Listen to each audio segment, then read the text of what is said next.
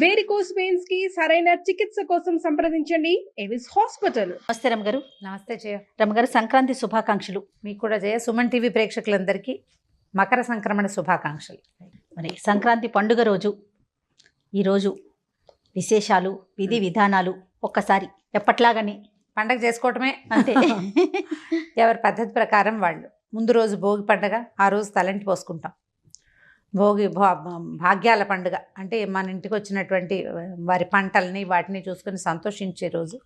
ఈ సంక్రమణము ప్రధానంగా పండుగ కంటే పర్వదినం మెయిన్. సూర్యుడు ధనురాశి నుంచి మకర రాశిలోకి ప్రవేశిస్తాడు. ప్రతి నెల సంక్రమణాలు వస్తాయి. ప్రతి నెల సంక్రమణం కోసం సూర్యుడు ఒక రాశి నుంచి ఇంకొక రాశిలోకి ప్రయాణిస్తాడు.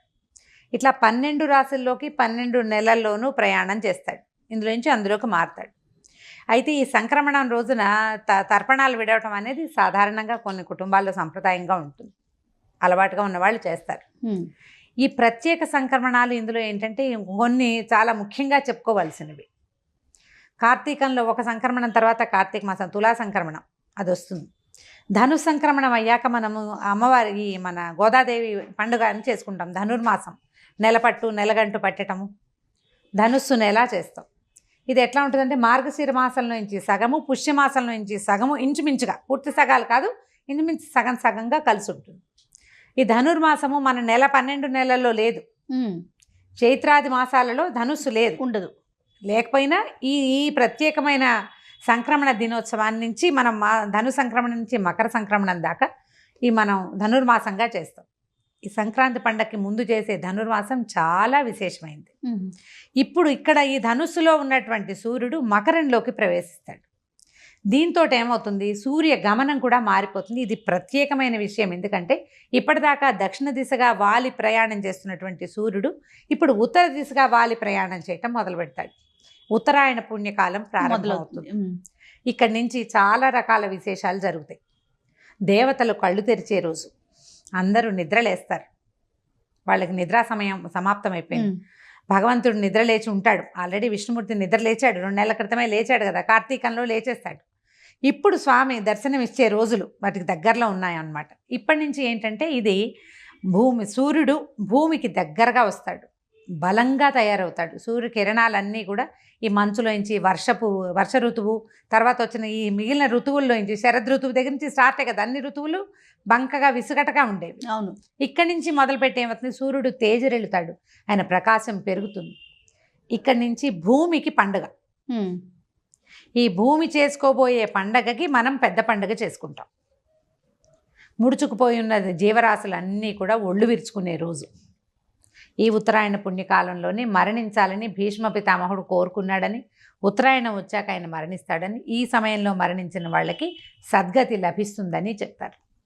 ఈ ఉత్తరాయణాన్ని, ఈ సంక్రమణాన్ని రోజున ఏంటంటే పెద్దలకి పెట్టుకోవటం అనేది ఒక విధానం కనపడుతుంది. పెద్దల పండుగని కూడా పెద్దల పండుగనే అంటారు. పెద్ద పండుగ, పెద్దల పండుగ కూడా. ఇది సంవత్సరం అంతా వ్యవసాయంలో మునిగి తేలేటువంటి రైతులకి పెద్ద పండుగ. మొత్తం పంటంతా ఇంటికి చేరే రోజులు. ఈ సంక్రమణ దినోత్సవాన్ని పెద్దవాళ్ళ పండుగ అని, ఈ పెద్ద పండుగ అని చేసుకుంటారు. అయితే మనం ఏం చేస్తాము, దీనికి ముందుగా బొమ్మలు పెట్టుకుంటారు.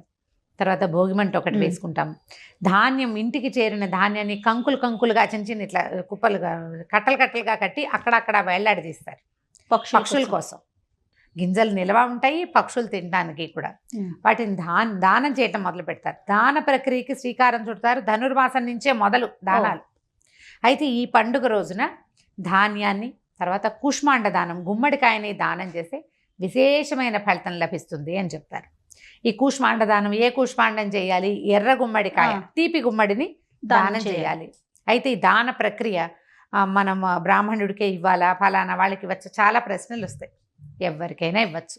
దానం చేయటం ప్రధానం. పూర్ణ కూష్మాండం నిండుగా మొత్తం పండుని దానం చేస్తే భూమిని దానం చేసిన ఫలితం లభిస్తుందని చెప్తారు. భూదాన ఫలితం. కూష్మాండం అంటే భూదేవి అన్నమాట. ఆ ఫలితం లభిస్తుంది. పెద్దవాళ్ళకి పెట్టుకుంటారు కదా. ఈ పెద్దలకు పెట్టడం అంటే ఏ తిథిని మరణించారో తెలియని వాళ్ళకి ఈ రోజున పెట్టుకుంటారు. అదే కాకుండా సంవత్సరంలో సంవత్సరికాలు, అదే ఆబ్దికాలు, తద్దినాలు పెట్టే అలవాటు లేని వాళ్ళు పెద్దవాళ్ళని తలుచుకుని తాత తండ్రులను తలుచుకుని వాళ్ళ కోసమని ఓ 2 ఆకులు విస్తరలు వేయటం, అరిటాకులు వేసి మన 4 పదార్థాలన్నీ ఎక్కువ పదార్థాలు చేస్తారు, అవన్నీ వేసి వారిని తలుచుకుని వారి పేరుతో బట్టలు పెట్టుకోవటం, ఆ బట్టలను ఎవరికైనా ఇవ్వటం, తర్వాత ఎవరికైనా భోజనం పెట్టడం, ఇదంతా కూడా దాన ప్రక్రియ కిందకే వస్తుంది. దాంతో పాటుగా తిలాదానం, నువ్వులు దానం చేయటం, ఈ సీజన్కి సంబంధించిన దానం అన్నమాట. తీయటి వస్తువులు దానం చేయటం, ఒట్టిగా నువ్వులు దానం చేసే బదులు నువ్వులు బెల్లం కలిపి దానం చేయటం. ఒంట్లో వేడొస్తుంది, ఈ సీజన్కి అవసరమైనది. అయితే ఇందులో ఏంటంటే పసుపు కుంకాలు ధార పోసుకోవడం కూడా ఒక విధానం ఉంటుంది. ఈ సంక్రమణం నాడు, ఈ మకర సంక్రమణం రోజున ఆ పసుపు కుంకుమ, తర్వాత ఏమో ఖర్జూర పళ్ళు ఇట్లాంటివి ధార పోసుకోవటం, ఎవరికైనా ఇవ్వటం అన్నమాట. ఓకే. ముత్తైదువులకి ఇచ్చుకుంటారు, బ్రాహ్మణులకి ఇస్తారు, ఎవరైనా తెలిసిన వాళ్ళకి ఇచ్చుకోవచ్చు. ఇందులో కుల విచక్షణ నియమాలు అవి ఏమి ఉండవు. పూజ చేసుకోవటం, ఇంట్లో మామూలు సాధారణంగా దీపారాధన పూజ అది చేసుకోవటం, ఇట్లా పసుపు కుంకాలు ఇవ్వటం. ఒకవేళ బొమ్మలు పెట్టుకున్నారనుకో, ఆ బొమ్మలు పెట్టుకున్నప్పుడు పేరెంట్ వాళ్ళని పిలిచి చక్కగా పసుపు రాసి గంధము బొట్టు గంధం ఇచ్చి తాంబూలాలు ఇవ్వటం. శనగలు ఒకటి, తర్వాత ఖర్జూరాలు అవి ఇవ్వటము, నువ్వులు ఇవ్వటము, ఇవన్నీ కూడా ఈ రోజున చాలా ఫలితాన్ని ఇస్తాయని చెప్తారు. తర్వాత కంబళ్ళు దానం చేయటం చలికి ఇంకా ఇంకొక నెల రోజులు ఉంటుంది. ఇప్పుడు హైదరాబాద్ లాంటి చోట ఏమవుతుంది, సంక్రాంతి పండగ వెళ్ళింది డిసెంబర్ జనవరి వెళ్ళేసరికల్లా చలి తగ్గిపోతుంది. అవును, మాఘం వచ్చి రాకుండానే తగ్గుతుంది. కానీ నీకు సముద్ర తీర ప్రాంతాలు అక్కడ మాఘం చలి తగ్గదు. అవును, పుష్యం మాఘం 2 మాసాలు ఉంటాయి. ఫాల్గుణ మాసం నాటికి కొంచెం ఎండెక్కుతుంది. కానీ సూర్యుడు గతి మారటమే దీనికి నియమం. ఈ రోజున ఏం చేస్తారు, రకరకాల పొంగల్ చేసుకోవటం ఒక పద్ధతి. తర్వాత కలగూర చేస్తారు, గుమ్మడికాయ చిక్కుడుకాయ అవి ఇవి కలిపి తీయటి కూర చేసుకోవటం, పెసరపప్పు బియ్యము కలిపి పొంగల్ చేయటం. తీయ పొంగల్ వెణ్పొంగలి కాకుండా కట్టె పొంగలే కాకుండా చక్కెర పొంగలి కూడా చేసుకుంటారు. భగవంతుడికి నివేదన చేయటం. చాలా దేవాలయాల్లో ముందు రోజే గోదా కళ్యాణం జరిగిపోతుంది. ఒకనాడు ఒకవేళ గోదా కళ్యాణం చేయలేని పక్షంలో సంక్రమణంలో గోదా కళ్యాణం చేసే పద్ధతి కూడా కొన్ని చోట్ల మనకు కనిపిస్తుంది. ఇంట్లో చక్కగా పొంగల్ చేసుకోవటము, స్నేహితుల్ని వాళ్ళని కలుసుకోవటం, దాన ప్రక్రియకి శ్రీకారం చుట్టడం ముందే మొదలు పెడతాం. ఈ రోజున మనం ఖచ్చితంగా చేసుకోవాలి. దీని మరుసటి రోజు వచ్చే పశువుల పండగ కూడా మనం ఆ గోవుల్ని వాటిని ఎడ్లని కాపాడేందుకు ఒక ప్రయత్నం చేస్తాం. ఈ సంక్రమణం నాడు తాత తండ్రుల్ని తలుచుకుని నమస్కారం చేసుకోవాలి. ఈ సమయము పితృదేవతల్ని తలుచుకునే సమయం. వారిని తలుచుకోవటం మనకి మంచి జరిగేలాంటి అవకాశం కలుగుతుంది. మనకి అంటే వాళ్ళు ఎక్కడ వింటారా మన మాట అలాంటి ప్రశ్నలు వేయకూడదు. సంప్రదాయబద్ధంగా ఏం చేస్తున్నామో పండగని ముందుకు తీసుకెళ్ళాలి, మన పద్ధతి ముందుకు వెళ్ళాలి అంటే ముందు వాళ్ళు ఏం చేశారో మనం చేయవలసిందే, చెయ్యాలి నియమంగా. నువ్వు ప్రశ్నలు అవన్నీ లాజికల్ ఇంకొక రోజు వేసుకోవాలి. పర్వదినాల్లో లాజికల్ కోసం ఆలోచించొద్దు. పెద్దలు చెప్పిన విధానంలో పండగను ముందుకు తీసుకెళ్ళండి. దానివల్ల ఏమవుతుందంటే మనం ఇది వరకు ఏం చేసేవాళ్ళు మన వాళ్ళు అనేది తర్వాత తరాలకి తెలుస్తుంది. అవును, ఒక 10 ఏళ్ల పాటు ఓ చిన్న పిల్లాడు మన ఇంట్లో జరిగేవన్నీ చూస్తే మన తర్వాత కొన్నేళ్ల పాటు వాడు దాన్ని ముందుకు తీసుకెళ్తాడు.